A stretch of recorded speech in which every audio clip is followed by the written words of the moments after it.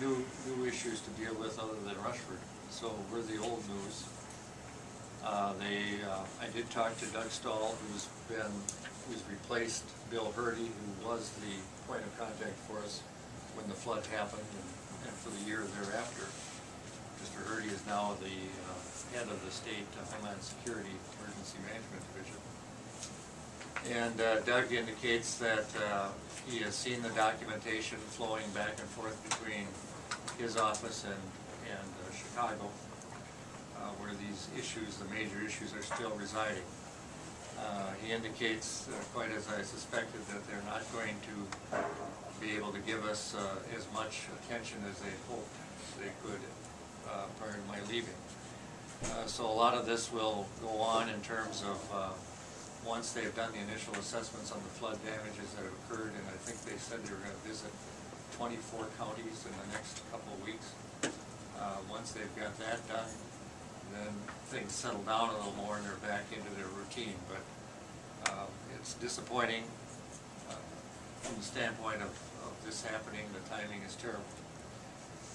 We have received one notice from them, and that is that they have chosen not to help assist with the repair of the Headworks building. That's the only notice that they are aware that they can officially give us. So I'm left with asking just general questions like, well, what do you think about this? Do you think we got a shot to get something here?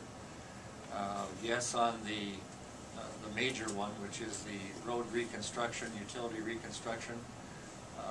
If you recall, we sent them that 5-inch book, and they indicated that they feel there's a large responsibility they have.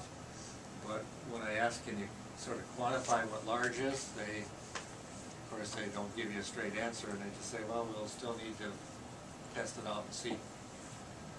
Initially, the gentleman that was sitting here the day in May indicated that he felt at least 40% of the costs were includable, but we haven't seen that in writing. And unfortunately, that gentleman took a job in Washington, so now we've got another person to do it. That's new. So the faces keep changing, the names keep changing, and it's just difficult to get answers, which they tell me when you get this far past the flood date, while it seems fresh in our mind, it is old hat to them, and they're on to so many new disasters that you become an afterthought in some regards. Have we received anything from FEMA for the community center? No, nothing.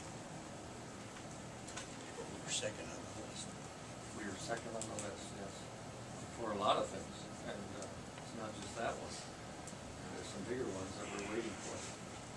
But let's talk about the community center, because I think I do have a concern before I leave that you weigh your options in terms of what you want to do going forward. If you recall, the figure is somewhere, what, the 593 or whatever the number is, give or take a few dollars, that we received for replacement of the old community center. But that's tied to a defined amount of square footage. Okay. And in working with FEMA, they said, well, we've done projects like this before where you build it bigger and then we do this and we come in and measure things. And of course, in this particular case, we've gotten even further into a unique area just because we have a private sector involved in finishing the community center. So it's not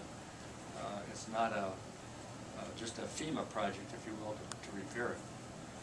Their suggestion, and this comes from the state of Minnesota, not from the people in Chicago, but I sense from Doug that he is concerned that somebody in Chicago is going to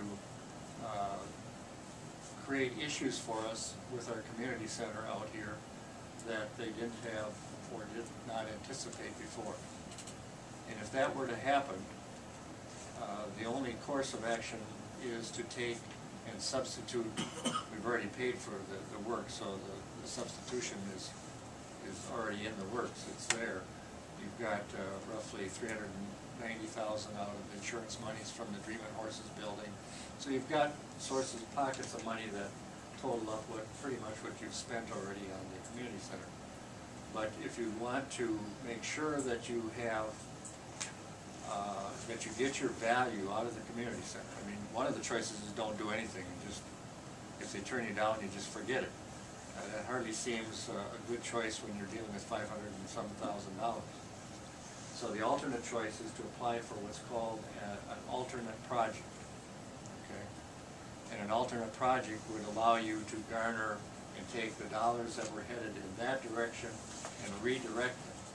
Now, they have very tight reasons that they allow you to do that. The first and foremost, it has to be for a public facility. In other words, you've got to do something that they can recognize easily is for the good of the public and that the public can enjoy. Okay, so like a community center, they would equate, everybody could walk in there and enjoy it. Now, where are you going to walk in and enjoy it? And so as you look at the things you've got left on the table, you could look and say, well, what things could we direct it to? And you know pretty much the list. You've had it there, I mean, for a while now in front of you. And one of the things you could direct it to, for example, is you could direct it to, if you wanted to, and I'm not saying this tongue-in-cheek, but let's say you had a desire to build a new city hall, you could say, let's take that and build a city hall with it, okay? I think FEMA would be instantly understanding that that's a community-minded project. Or you could put it toward the new library, if you wanted to, in terms of an alternate project. So there are ways, but the other way is don't do anything with it, and then you just lose it. And there's some people that have encouraged doing that because of the federal budget. So that's the one project that I sense in talking to them today that they don't feel confident about what they're going to get back from Chicago. And I don't know why. I try to get something in writing, I get nothing. And it's as frustrating for me as it is, I'm sure, for you, but that's the way it works.